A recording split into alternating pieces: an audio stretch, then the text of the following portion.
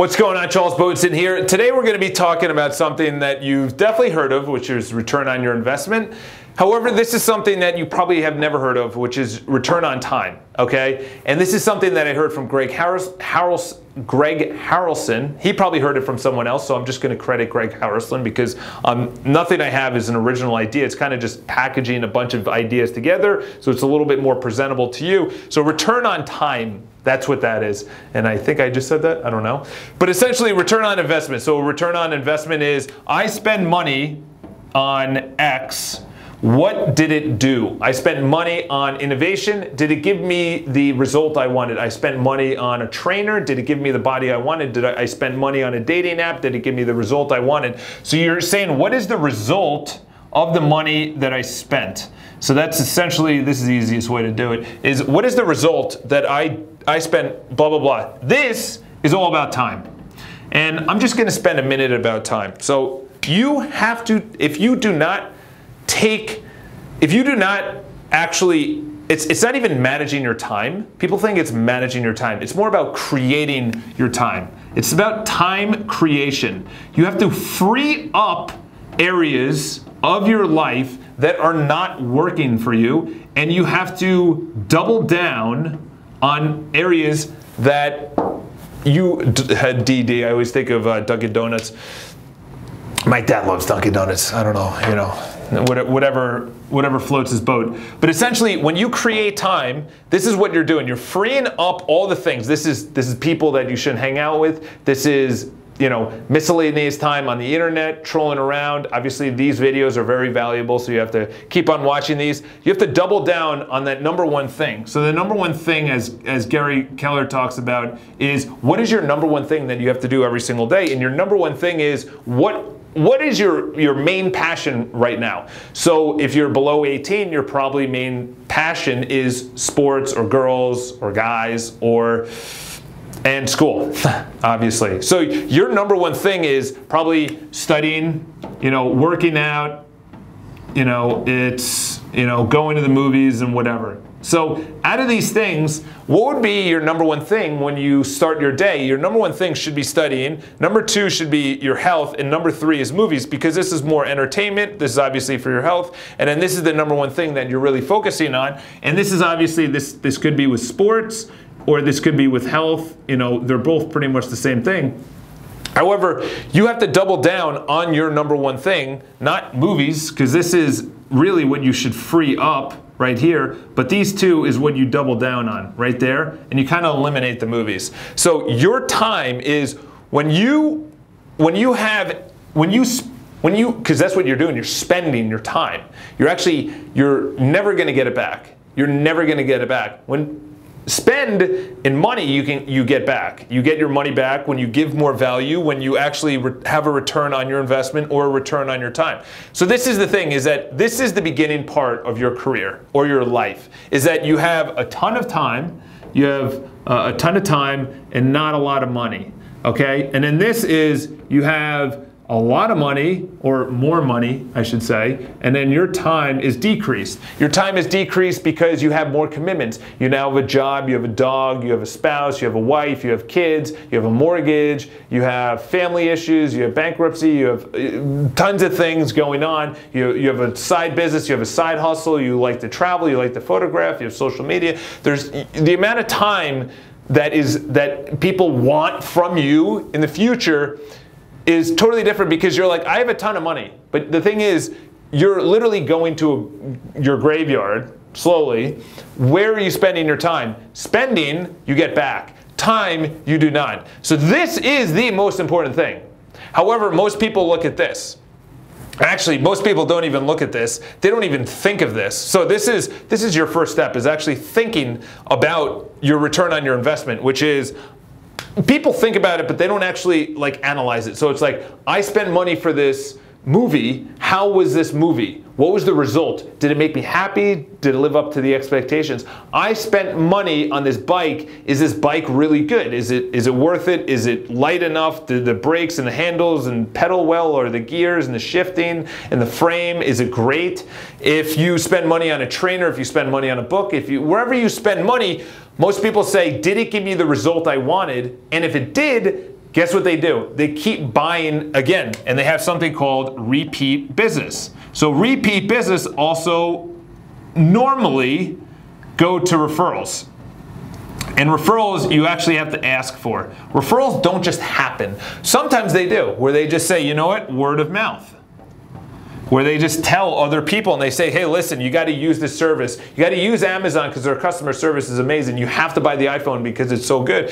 However, that is probably more repeat business, which is money, which is the end result. However, return on time, let's talk about more about this. This is where most people, so you've probably heard me talk about it, which is this is probably 80% of society right here. Is when I spend money on this trip, when I went to France, when I went to Hawaii, when I went somewhere, what was the result I got? Was I happy or was I sad? What was the result? Which is probably, 80%, that was me probably until about 27, 28 years old. I recently heard it from Greg Harrelson, who's a real estate agent in North Carolina, Myrtle Beach, I think he is. And he brought up the return on time. And I unconsciously or subconsciously or whatever that word is, was actually doing this for the last probably 3 years of my life, which is where am I spending my time? I started saying no to things like, family parties that I just know I would go there, have the same conversations. Listen, I love my family. And I'm going to see them like twice a month because we have a very active and blah, blah, blah. And I'm talking about cousins and things like that. So it's not just my immediate family. But I had to free up my time because I wanted to bike ride, which is really pushing my health. It's really pushing my mindset. It's pushing my barriers. I just did a video on homeostasis. And homeostasis is your comfort zone. So essentially, when I bike 50 miles, I was like, wow, I didn't even think I could bike 50 miles. Then I bike another time I bike 75 miles. I'm like, wow. So each time you're pushing your comfort zone, and then guess what? 100 miles isn't that much. And then one day in Puerto Rico, I did 175 miles. So now I'm like, let's do 200. And that's the thing is that I looked at that, which was a Saturday. I looked at my one thing for that Saturday was push my homeostasis, push my comfort zone away, and that took the priority and I freed up the time. Back in the day, I would look at my return on investment, which was I spend money to take a train to see my family, what's the return on it? Now I'm looking at I obviously can spend the money to take the train, and this is only about 5% of society, maybe even less. That could be even 4% of society. And then the other, this is probably about 80, yeah. And then there's probably 15% that literally just, I've already talked about it. They're in the DER state where they just say, this is what I do every single day. I go to work because I have to go to work. They're not thinking about their time. They're not thinking about their investments. They're just going to work for the weekend. And you'll hear them, we'll call them the weekend warriors, which are, there's obviously fun ones around that, which is people that go out on weekends, the weekend warriors, or they only bike on weekends, they only work out on weekends, they only eat healthy on weekends, or whatever, weekend warriors, where they literally go the entire week for the weekend, and then they become a weekend warrior. And then when they start getting smarter, the growth mindset, I just want to make sure that everything is on camera. Okay, so you have the growth mindset. So the only way to actually traverse each of these is the growth mindset. So even by watching these videos, you're obviously going to understand this. So the growth mindset, they're in the fixed mindset. Carol Dweck mindset. I would say it's a good, if you've been in self-development for 6-7 years, probably you don't need to read it. If you're 5 years or under, it's a good book. It's called Mindset by Carol Dweck. And she comes out with these two words. Growth mindset is the only way to traverse. Because I can talk about this, but I wasn't ready. You obviously have the cliche, which is the teacher appears when the student is ready. 100% true for me. For 22 years of my life, 22 years, I was in this mindset. And then I read one book, Feel the Fear and Do It Anyway, and then I read, How to Win Friends and Influence People, and I was like, then I started going into the growth mindset, and I said, hold on, I can actually read something to get better, and I stayed in this, which is, when I spend money, what's my return?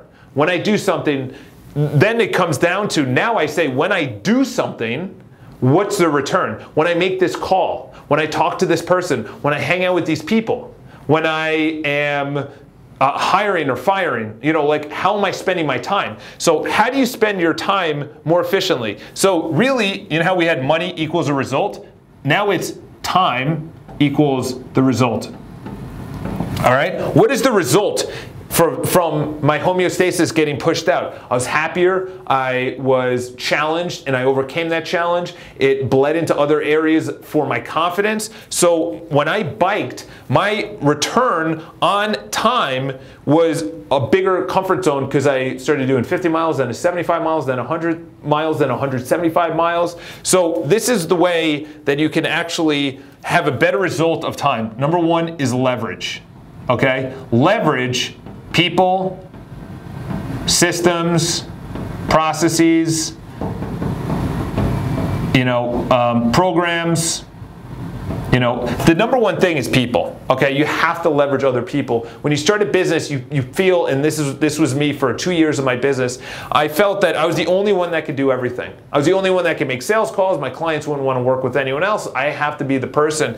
And then I noticed that my time was not good spent, and I'm in real estate, was going out on appointments and being with the client. Like, that's not where my time putting together a board application, which is essentially going into the building when you buy an apartment. I won't get into that, but other people could do that. So really what you're looking at is a mixture of this, which is what is and this is the easiest way, you take your salary, how much you make a year, and then you divide it by 2,000 hours. And then that's your hourly wage, all right? So if you make 100,000 divided by, or 100,000 divided by, you're $50 an hour. 100,000 is $50 an hour. So you're worth $50 an hour. So this is the way that you look at it. Hopefully, is that on it? No, it's not. Whatever. So you're worth $50 an hour. When you make $50, so most people say, I paid whatever amount, I got a result. However, when you look at your time, you say, I'm worth $50 an hour. What can I give away? What can I leverage to people or systems or processes or other programs? What can I implement in my business that my $50 or $40 or $30 an hour can go to someone else? So for me, I noticed that the only 3 things that I need to do, number 1 is sales calls. All right. Number 2, this is spending my time. Okay, you have to literally reverse engineer your time. Where is your time well spent? So number 1 is sales calls. No one can make sales calls like me, so I make the sales calls. Number 2 is that I review, and I'm going to go back to it's known as a board application. You're not going to know what that is, but. And then number 3, which is essentially running the business, but not running the business. In other words, I give away my deals. So the deals, or my clients, they go somewhere else. But honestly, if I didn't even do those 2, sales calls are my number 1 thing. And that is what my return on time, if I spend my time doing that, my return on investment is just a big check mark. So how do you get to this point? And your return on your time is, when I spend time with these people, what happens? Just assume that if you have a growth mindset, that your return on investment is going to happen. Okay? You will make more money. Like, just assume that. As long as you do the right things, like, money is going to happen. However, time is not going to happen. Okay? You have to understand that just is unparalleled. Unparalleled growth in your mindset is your return on time. So you have to find out, who do I spend my time with? What is the result I get? Am I positive? Am I negative? When I leave that conversation, is it a deep conversation, or is it just a surface level conversation? Surface level conversation is, how's the weather? How's the life? How's the kids? How's the da-da-da? But a deep conversation is, why'd you do that? That's crazy. Your business is now taking off. What do you think made it work? And then you start going deeper. You start like philosophically talking about something. Or say you're in finance or fitness or a programmer, or you have an app or something like that. What is your number 1 return on time? You do that in the morning from 8:45 to 9:45 or 8:45 to 10:45, however amount, and then you maintain your deals, you maintain everything else, and you leverage out everything else through other programs or other kind of apps or whatever. Processes is I wake up, I do the exact same thing every single day. That's going to lead to success. The systems are for other people, and then the people, you obviously leverage it out. So look at your return on time. How are you spending your time? With who? What are you doing? Not the money. Yes, include the money, but I feel you'll already get the money. Like, that wasn't worth my money, that trip, that person, that processes, that monthly subscription, that overhead, that office space, whatever. I'm not getting the result I want. You're gonna get this. This is what you need to focus on. So out of all this, let me know if there's anything you really wanted me to break down further. Subscribe to the video, and let me know if you like this style of teaching, because I feel more alive, to be honest, than sitting on a couch and talking about return on time and return on investment. This is a little bit more visual. So leave it in the comments below, subscribe to the video, talk to you guys soon.